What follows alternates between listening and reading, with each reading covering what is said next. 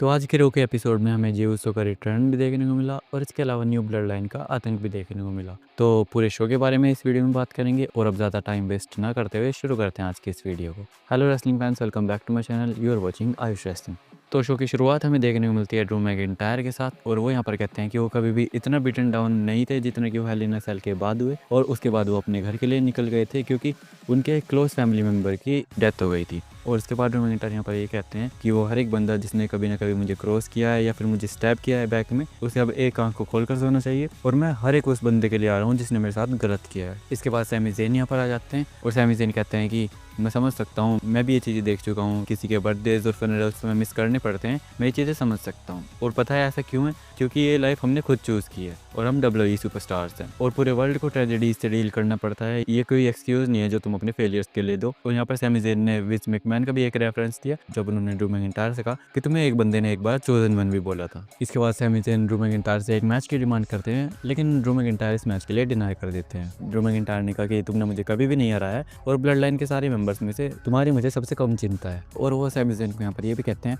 कि तुम अभी 100% नहीं हो और तुम्हें घर वापस जाना चाहिए और अपनी फैमिली के साथ हॉलीडे स्पेंड करनी चाहिए। इसके बाद सैमी ज़ेन कहते हैं I would rather do this, और वो यहाँ पर ड्रू मैकिंटायर को पंच कर देते हैं। लेकिन ड्रू मैकिंटायर भी यहाँ पर काउंटर करते हैं और इन दोनों सुपरस्टार्स के बीच में यहाँ पर हमें एक छोटी सी फाइट देखने को मिलती है। और जैसे ही ड्रू मैकिंटायर सैमी ज़ेन को क्लेमोर लगाने वाले थे, यहाँ पर जे उसो का रिटर्न हमें देखने को मिलता है और जे उसो ने आकर यहाँ पर सैमी ज़ेन को सेव किया। इसके बाद हमें बैकस्टेज एडम पियर्स और प्योर फ्यूजन कलेक्टिव देखने को मिलते हैं और वो यहाँ पर कहते हैं कि क्योंकि कायरी सेन अब वुमेन्स इंटरकॉन्टिनेंटल चैंपियनशिप टूर्नामेंट में कम्पीट नहीं कर सकती तो तुम मुझे वो स्पॉट दे दो। जिसके बाद एडम पियर्स कहते हैं कि तुम्हें क्या लगता है तुम कायरी सेन पर अटैक करोगे और वो स्पॉट मैं तुम्हें दे दूंगा? ऐसा नहीं है, वो स्पॉट पहले किसी और को मिल चुका है और वो है ईओ स्काई। इसके बाद हमें ट्रिपल थ्रेट मैच देखने को मिलता है Iyo Sky versus Alba Fyre versus Natalya के बीच में, और ये एक ठीक ठाक सा मैच था। और इस मैच में हमें एक अमेजिंग स्पॉट भी देखने को मिलता है जब नटालिया ने ईओ स्काई और अल्फा फायर को एक साथ शार्प शूटर लगाया था। अगर बात करें इस मैच के रिजल्ट की तो इस मैच में ईओ स्काई ने अल्फा फायर और नटालिया को हरा दिया और अब वो इस टूर्नामेंट में एडवांस करती है। इसके बाद हमें जजमेंट डे का एक बैक से सेगमेंट देखने को मिलता है और यहाँ पर जजमेंट डे के बीच में कुछ चीज़ें ठीक नहीं चल रही हैं। यहाँ पर फिन बैलर और लिव मॉर्गन एक दूसरे से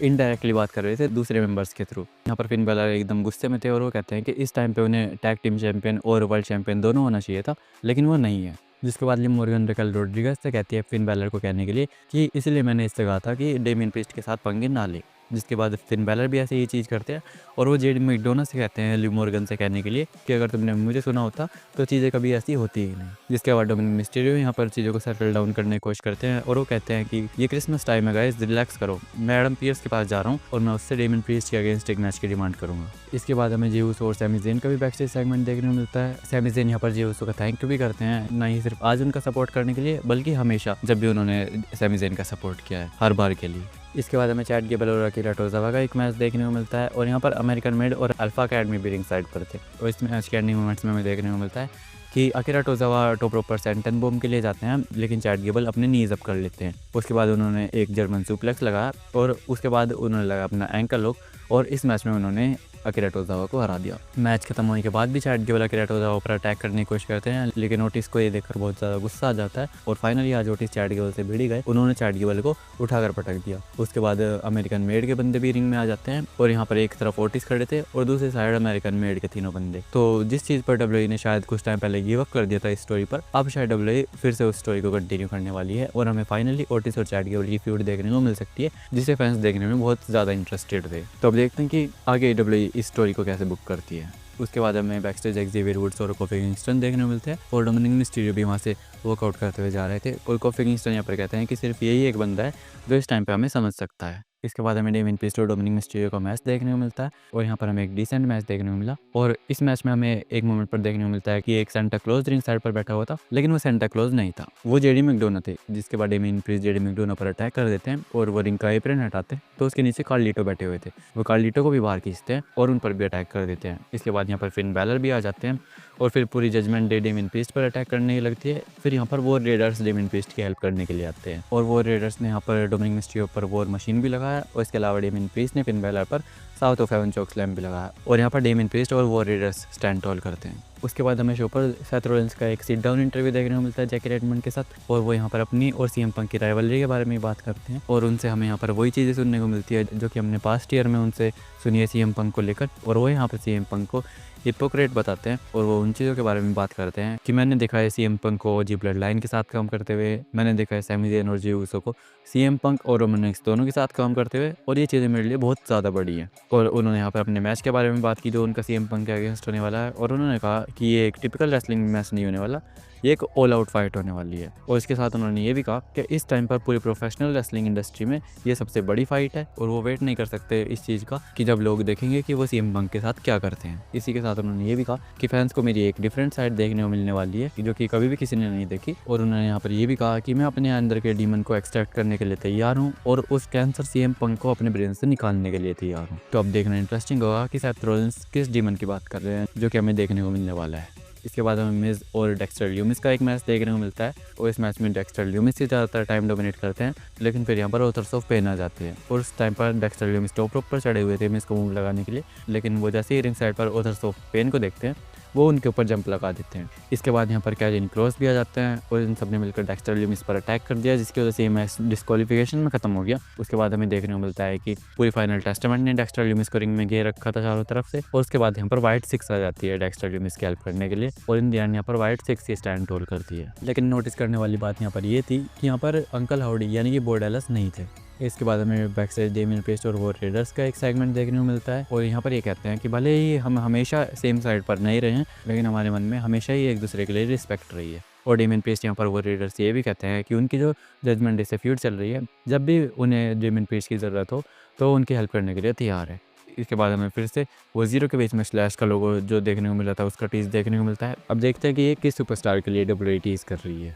इसके बाद हमें देखने को मिलता है कि अनाउंसर डेस्क से जो टेसिटोर और वेड बैरेट न्यू डे ने जो बिग के साथ चीज़ें की है उसके बारे में बात कर रहे थे, और यहाँ पर कोफी किंगस्टन और एक्जेवियर वुड्स से भी आ जाते हैं और उनके अनाउंसर डेस्क के साइड में खड़े हो जाते हैं, और वो यहाँ पर फिर से बात करने की कोशिश करते हैं, लेकिन लास्ट वीक की तरह ही क्राउड उन्हें फिर से बात नहीं करने दे रहा था। और पिछले कुछ टाइम में डोमिनिक मिस्ट्रियो के बाद ये दूसरे बंदे हैं जिनको क्राउड की तरफ से इतना बुरा रिएक्शन मिल रहा है, और इस चीज़ से ये तो पता चल गया है कि आने वाले मंथ्स में ये स्टोरी लाइन डब्ल्यूडब्ल्यूई की one of the best story lines रहने वाली है। और एक्जेवियर वुड्स यहाँ पर वेड बैरेट पर भी शॉट्स ले लेते हैं, और वो यहाँ पर कहते हैं कि वेड तुम में और ई में एक चीज़ कॉमन है कि ना ही तुम और ना ही ई अपने बूट्स को लेसअप करने के लिए तैयार हो वापस रिंग में आने के लिए। और ऐसा उन्होंने इसलिए बोला क्योंकि वेड बैरेट भी इंजरीज की वजह से जल्दी रिटायर हो गए हैं। और जब ये दोनों रिंग में जाते हैं तो एक्जेवियर वुड्स क्राउड से कहते हैं कि तुमने कॉफी का स्पेशल मोमेंट खराब कर दिया, और ऐसा उन्होंने इसलिए कहा क्योंकि आज फ्रंट रो में कॉफी किंगस्टन की मदर भी बैठी हुई थी। जिसके बाद ये दोनों जाते हैं कॉफी की मदर के पास, और कॉफी अपनी मदर से जाकर अपोलोजाइज करते हैं और कहते हैं कि मुझे नहीं पता कि ये सब ऐसा क्यों बिहेव कर रहे हैं। और कॉफी किंगस्टन अपनी मदर से हक करने की कोशिश करते हैं,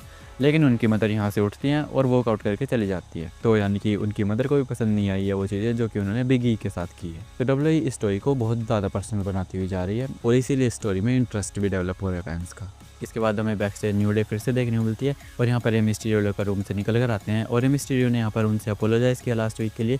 कि मैंने तुम्हें लास्ट वीक लोकर रूम में नहीं एंटर करने दिया था। हालांकि यहाँ पर मिस्टीरियो ने ये भी कहा कि तुम्हें भी अपोलोजाइज करना है जो कुछ भी तुमने बिग ई के साथ किया उस चीज़ के लिए, लेकिन न्यू डे यहाँ पर कहते हैं कि हमने कुछ भी गलत नहीं किया है। और इसके बाद मिस्टीरियो यहाँ पर ये भी कहते हैं कि मुझे मत कहना कि मैंने तुम्हें वार्न नहीं किया था, और अब जो कुछ भी होगा उसके लिए तुम दोनों खुद जिम्मेदार हो, और अब न्यू डे सख्त सुनने की आदत डाल लो। इसके बाद हमें Drew McIntyre versus Sami Zayn का मेन इवेंट में मैच देखने को मिलता है, और यहाँ पर हमें एक अच्छा मैच इन दोनों के बीच में देखने को मिला। ज़्यादातर टाइम ड्रू मैकिंटायर ने इस मैच में डोमिनेट किया, लेकिन सैमी ज़ेन भी जैसा अपने हर मैच में डिलीवर करते हैं उन्होंने इस मैच में भी एक अच्छी परफॉर्मेंस डिलीवर करी और एक टफ कॉम्पिटिशन सैमी ज़ेन को दिया, लेकिन इन सब के बावजूद वो इस मैच को नहीं जीत पाए। और इस मैच के एंड में हमें देखने को मिलता है कि ड्रू मैकिंटायर सैमी ज़ेन को क्लेमोर लगाने की कोशिश करते हैं, लेकिन सैमी ज़ेन इसका काउंटर करते हैं, और उन्होंने ड्रू मैकिंटायर को एक क्लोज लाइन लगाई, उसके बाद एक एक्सप्लोडर लगाया, जिसके बाद ड्रू मैकिंटायर कॉर्नर में जाकर गिरते हैं, और इसके बाद सैमी ज़ेन हलवा किक के लिए जाते हैं, लेकिन ड्रू मैकिंटायर ने इसका काउंटर किया और क्लेमोर लगाकर इस मैच में सैमी ज़ेन को हरा दिया। और ड्रू मैकिंटायर की जो विनिंग स्ट्रिक चल रही है सैमी ज़ेन के अगेंस्ट वो अभी भी कंटिन्यू है, और ड्रू मैकिंटायर का रिकॉर्ड अभी सैमी ज़ेन के अगेंस्ट है